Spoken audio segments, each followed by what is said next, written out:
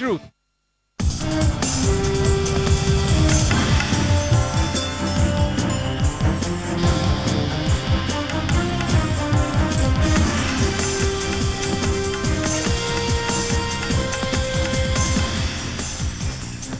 और आगे आइए बात करते हैं, क्योंकि एक बहुत बड़ा फैसला सामने आया है जो कि सूचना आयोग है उसके जरिए से। बड़ा सवाल इस वक्त का यह है कि राजनीतिक दलों को सूचना के अधिकार के तहत लाना क्या सार्वजनिक जीवन में पारदर्शिता लाने की दिशा में एक बड़ा कदम है। इसके ऊपर बात करने के लिए हमारे साथ पूर्व सूचना आयुक्त, मुख्य सूचना आयुक्त हैं वजाहत हबीबुल्ला साहब, और साथ में हमारे स्टूडियो में हैं प्रोफेसर जगदीप चोकर, ये संस्थापक सदस्य हैं नेशनल इलेक्शन वॉच। बहुत बहुत शुक्रिया।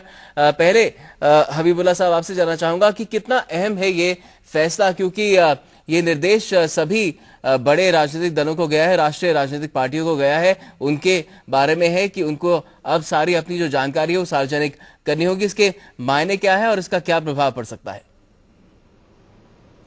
ये एक कदम है आगे। जैसे आपको पता है, अगर आपने ये निर्णय पढ़ा है तो उनकी वेबसाइट पे अब आ गया है, तो आप पढ़ सकते हैं। इसमें ये सुभाष अग्रवाल, जो कि पहले से काफ़ी इसमें जो हम कहते हैं क्रूसेडर रहे हैं आरटीआई के बारे में, उनकी ओर से और एक और थे, तो 2 अपील्स थी केंद्रीय सूचना आयोग के सामने।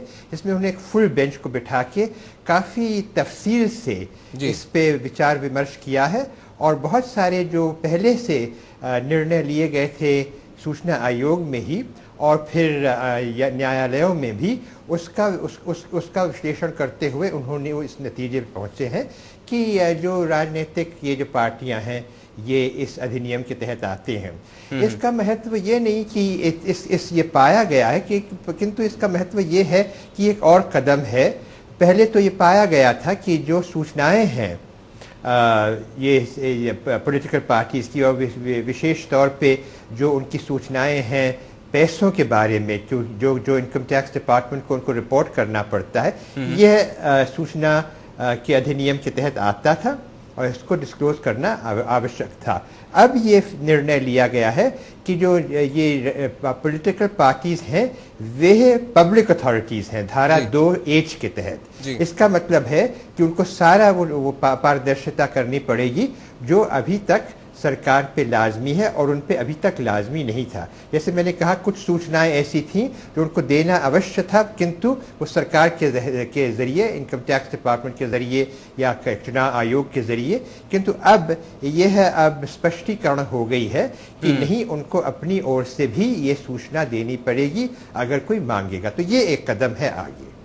जी बिल्कुल।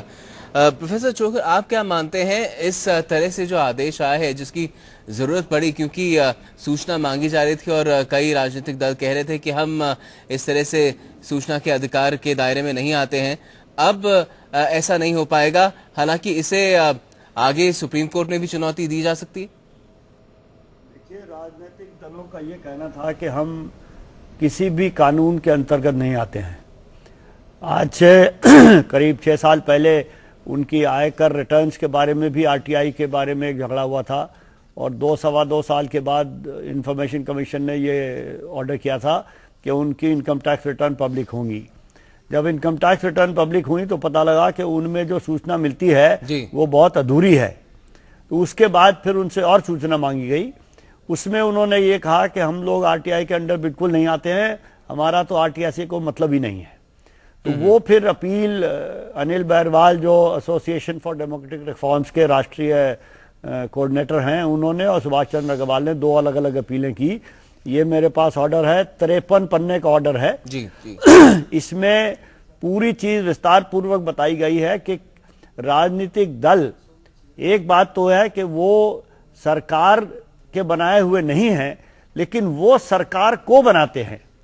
इसलिए अगर सरकार को पारदर्शी होना जरूरी है तो जो संगठन सरकार को बनाते हैं, जो सरकार का सोर्स हैं, जो सरकार के डिसीजन मेकर हैं, उनको भी ट्रांसपेरेंट होना जरूरी है। पहली बात ये। दूसरी बात ये कि सरकार की तरफ से राजनीतिक दलों को बहुत सी बेनिफिट्स मिलते हैं। ये दिल्ली में और हर स्टेट कैपिटल में बड़े बड़े मकान, जमीनें उनको अलॉट मिली है और तरह तरह की किराए पर भी कई प्रॉपर्टीज वो मिली हुई हैं। उसकी वजह से सरकार की तरफ से पब्लिक की मनी पॉलिटिकल पार्टियों को मिलती है। तीसरी बात यह है कि राजनीतिक दलों की इनकम जितनी है वो 100% टैक्स फ्री है। तो अगर आपकी 1000 करोड़ की इनकम है और उस पर आप 30% टैक्स लगाइए तो वो सरकार को नहीं जा रहा है। जी जी जी। तो बहुत सा पैसा पब्लिक का पॉलिटिकल पार्टी इस्तेमाल करती हैं जी, इसलिए वो पब्लिक अथॉरिटी हैं।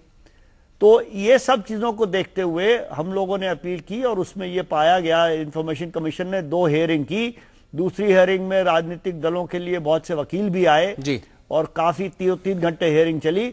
उसका विस्तार पूर्वक इसमें चर्चा है और ये कहा गया है सबको मद्देनजर रखते हुए कि राजनीतिक दलों का राइट टू इंफॉर्मेशन एक्ट के अंडर पब्लिक अथॉरिटी होना ऑर्डर दिया गया है। हाँ। हबीबुल्लाह साहब, आपसे जानना चाहूंगा कि जो ये ऑर्डर आया है ये सिर्फ माना जाए कि जो राष्ट्रीय राजनीतिक दल है वहीं तक सीमित है कि बाकी जो राजनीतिक दल है उनको भी इसका पालन करना पड़ेगा?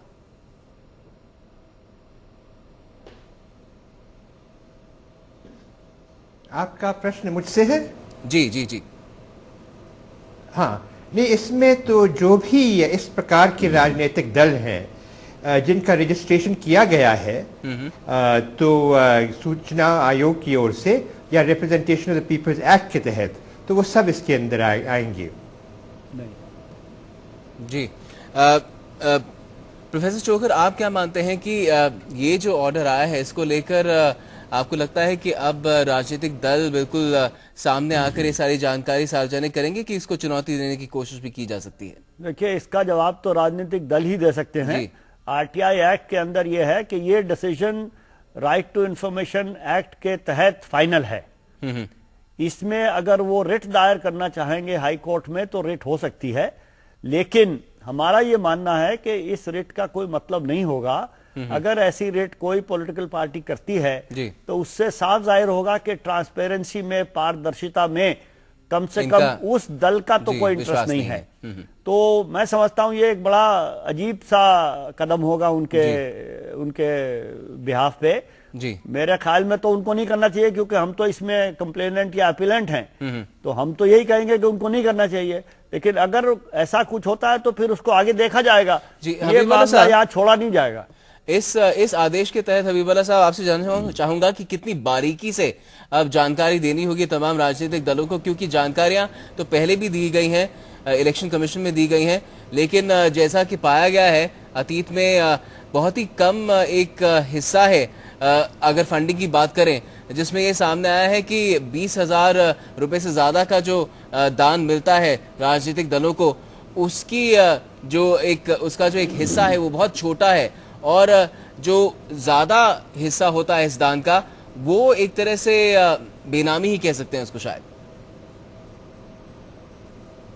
नहीं, जो सूचना का अधिनियम है उसके तहत आपको वो एक पब्लिक अथॉरिटी को वो सूचना देनी पड़ती है जो उसके कब्जे में है। जी, सूचना जो है जो रिकॉर्ड के पास का एक भाग है। इसमें धारा 8 भी है, जो कुछ सूचनाएं ऐसी हैं जिनको देने की आवश्यकता नहीं है, तो उसकी सहायता तो राजनीतिक दल अवश्य ले सकते हैं।